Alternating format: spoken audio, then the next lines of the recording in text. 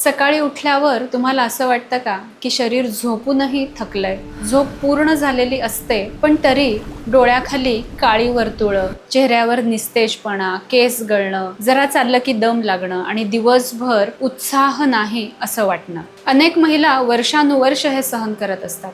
त्यांना वाटतं काम जास्त आहे म्हणून थकवा येतो.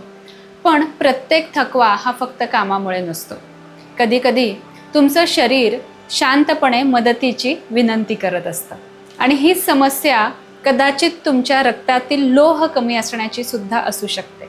आज आपण एका अतिशय सामान्य पण अनेकदा दुर्लक्षित विषयावर बोलूयात.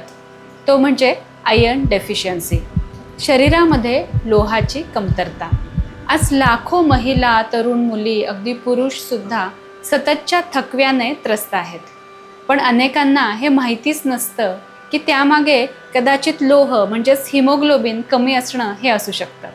नमस्कार, मी डॉक्टर प्रेरणा बेरी. ऊर्जा वेलनेस या यूट्यूब चॅनलमध्ये तुमचं स्वागत आहे.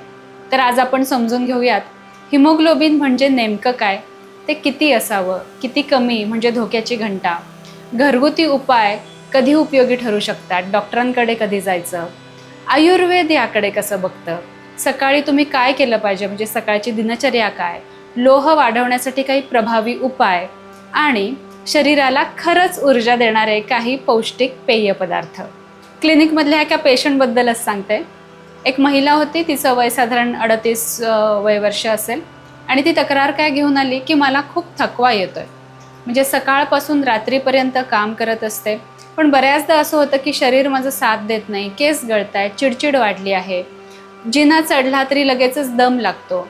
मग तिला काय वाटलं की कदाचित हे तिचं वय म्हणजे 40च्या पुढे पर्यंत ती जाते म्हणून हे कदाचित असेल किंवा काही हॉर्मोनल इम्बॅलन्स असेल. पण जेव्हा मी इन्व्हेस्टिगेशन्स, ब्लड टेस्टिंग हे तिचं करून घेतलं तेव्हा आम्हाला असं समजलं की तिचं हिमोग्लोबिन हे कमी आहे आणि तिचं हिमोग्लोबिन अगदी फक्त 8 एवढंच होतं. तर आता हे काय फक्त हिचीच गोष्ट आहे असं नाही आहे. अनेक घरांमध्ये हे आपल्याला दिसून येतं की हिमोग्लोबिन हे कमी असतं, आपल्याला शरीर आपलं सांगतही असतं पण तरीही आपण खूप दुर्लक्षित करतो. आणि ह्यासाठी काय करायचं असतं, फक्त एक ब्लड टेस्ट केली तरी आपल्याला समजून जातं की आपलं हिमोग्लोबिन कमी आहे. आणि त्यामुळे मी नेहमी सांगत असते महिलांना की वर्षातून एकदा तरी तुमचं ब्लड चेकअप हे केलं गेलं पाहिजे. तर आता सगळ्यात महत्त्वाचं म्हणजे हे हिमोग्लोबिन म्हणजे काय. अगदी सोप्या भाषेत सांगायचं तर आपल्या रक्तातील लाल पेशींचं असणारं एक महत्त्वाचं प्रोटीन आहे आणि हे काय करतं तर शरीराच्या प्रत्येक भागापर्यंत प्राणवायू पोचवण्याचं काम करतं. मेंदू, हृदय, स्नायू, त्वचा सगळ्या पेशींना ऊर्जा मिळवण्यासाठी प्राणवायू हा आवश्यक असतो. आणि हिमोग्लोबिन कमी झालं की शरीरातील प्रत्येक पेशी ही थकायला लागते.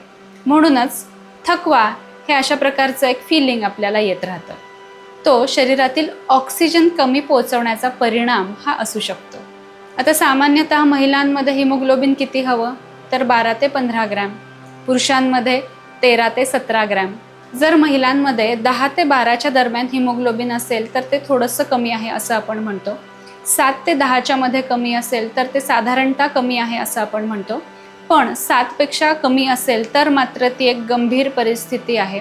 तुम्हाला डॉक्टरांचा सल्ला घेणं हे अगदीच आवश्यकच आहे. काही संशोधनात असं दिसून आलं आहे की लोहाच्या कमतरतेमुळे फक्त थकवा नाही येत तर त्याचा आपल्या संपूर्ण शारीरिक, मानसिक सगळ्यावरच परिणाम होतो. एकाग्रता, स्मरणशक्ती, रोगप्रतिकारशक्ती, केसांवर, त्वचेवर, आपल्या मानसिक ऊर्जेवर सुद्धा त्याचा परिणाम आपल्याला दिसून येतो. त्यामुळे लोह हे आपल्या शरीरातलं एक अतिशय महत्त्वाचा घटक आहे आणि तो योग्य प्रमाणात असणं खूप गरजेचं आहे. आयुर्वेदामध्ये याला पांडुरोग असं म्हटलेलं आहे.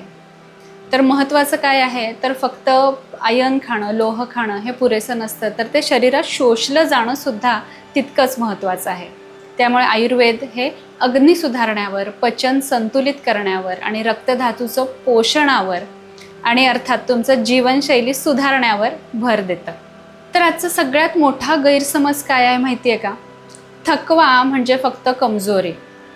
शरीर सतत थकत असेल म्हणजे ते काही आळस तुम्हाला आहे असं त्याचं लक्षण नाही आहे. तर आपल्या शरीरामध्ये आतमध्ये बऱ्याच काहीतरी गोष्टी चालू असतात आणि त्याचा तो सिग्नल आपल्याला हे शरीर देत असतं. त्यामुळे आपल्या शरीराकडून आपल्याला काय सांगितलं जातं आहे हे ओळखणं हे खूप गरजेचं आहे. जर का तुम्हाला सतत दम लागतोय, चक्कर येते, छातीत धडधड होतंय, श्वास घ्यायला त्रास होतोय आणि तुमचं हिमोग्लोबिन हे 10पेक्षा कमी आहे, तर नक्कीच तुम्हाला डॉक्टरांकडे जाण्याची ही गरज आहे. आणि 7पेक्षा कमी असेल तर अर्थात वैद्यकीय उपचार हे अगदी घ्यायलाच हवेत.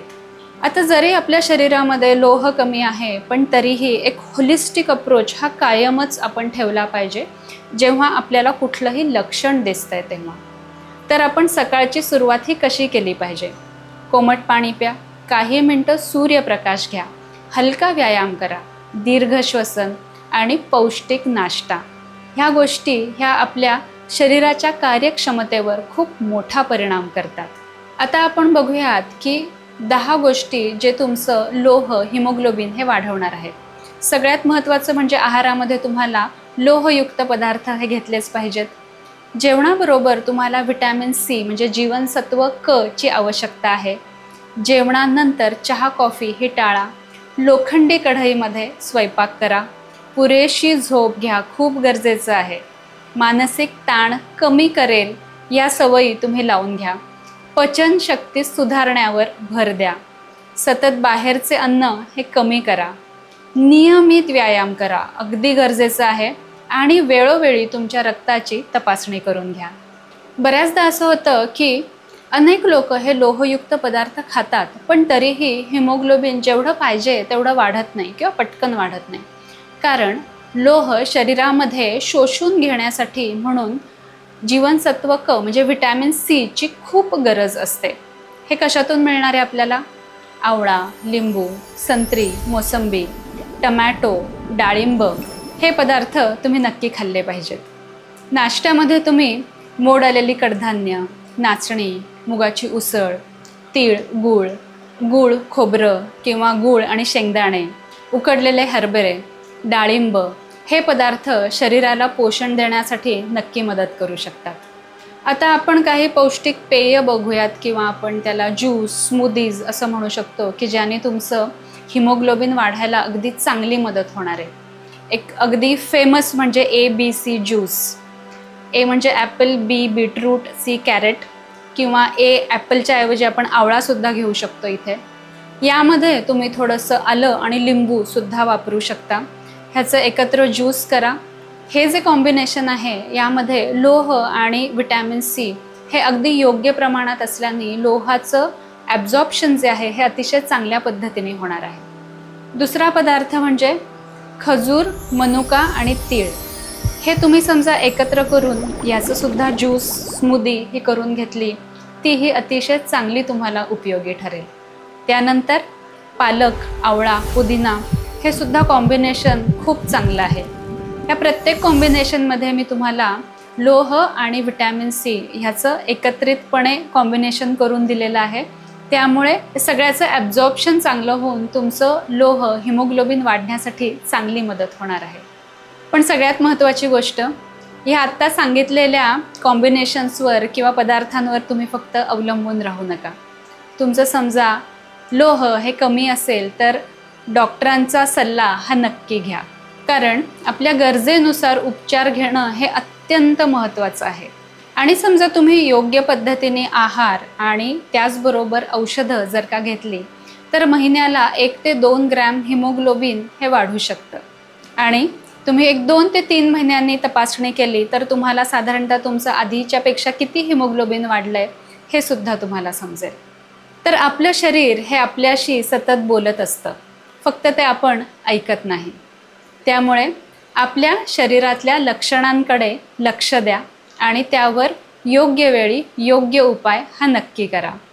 स्वतःची काळजी घ्या, योग्य आहार घ्या आणि गरज वाटल्यास वेळेवर तपासणी ही नक्की करून घ्या.